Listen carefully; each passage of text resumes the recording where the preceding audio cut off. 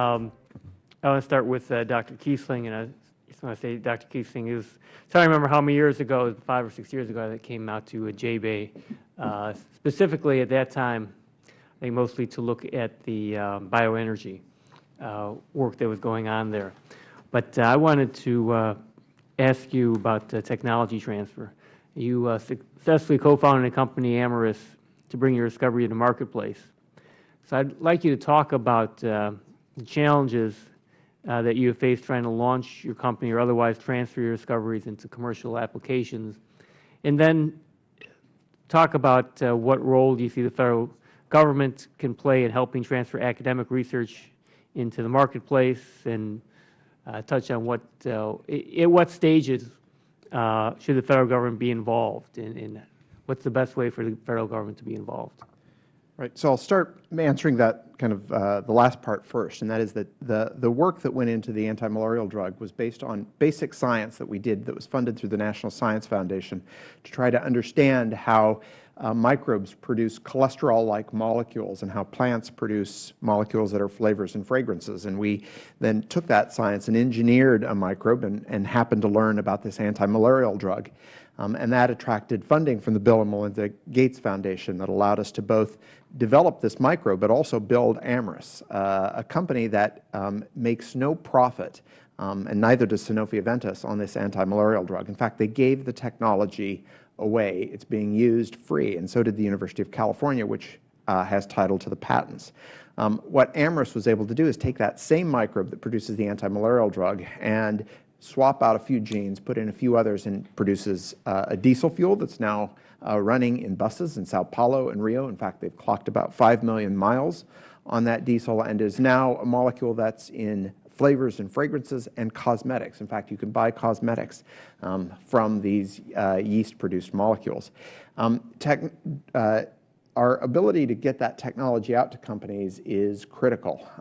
Amyris came into the University of California, licensed that technology, and that allowed them to build the company. And that federally funded research and research funded by the Bill and Melinda Gates Foundation made all of that possible. I think it's critical that the Federal Government continue to fund basic science and basic research because, as we heard in this hearing today, that leads to the development of companies, and those companies tend to be located near the science that's being done so they can have access to those scientists and build the companies further. Amyris now has about 400 employees, about 500 actually, in the U.S. And in Brazil that are working on producing more molecules like this that will make the U.S. competitive. Thank you. And you had talked about doing the time may be right for some kind of national initiative. What would you think that should look like? I think that the U.S. could and should make investments in biomanufacturing and generally in this area of engineering biology.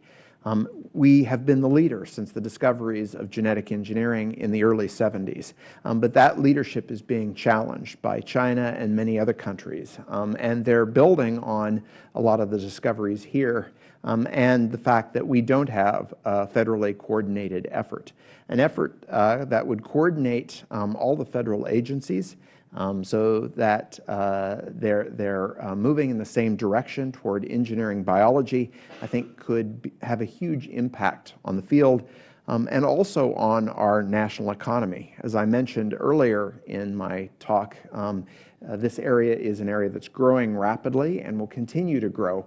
We want to make sure that it grows in the United States, and an effort by the Federal Government around engineering biology could ensure that.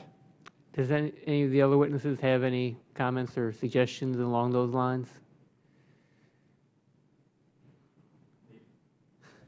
Just sort of reinforce the last point that the basic science discoveries and their commercialization leads to not just to great outcomes like the generation of these molecules or new medicines, it also creates real economic activity locally as the industry will locate next to the sites of innovation. Thank you. And Dr. Varmus or Dr. Benter, any? Well, I just would emphasize that at the Cancer Institute, for example, the fundamental tools of genetic engineering are in use almost every day to change the behavior of cells experimental animals that allow us to probe the secrets of cancer more profoundly. And new developments in this area are much to be welcomed by us in our experimental approaches to cancer. Thank you. Yield back.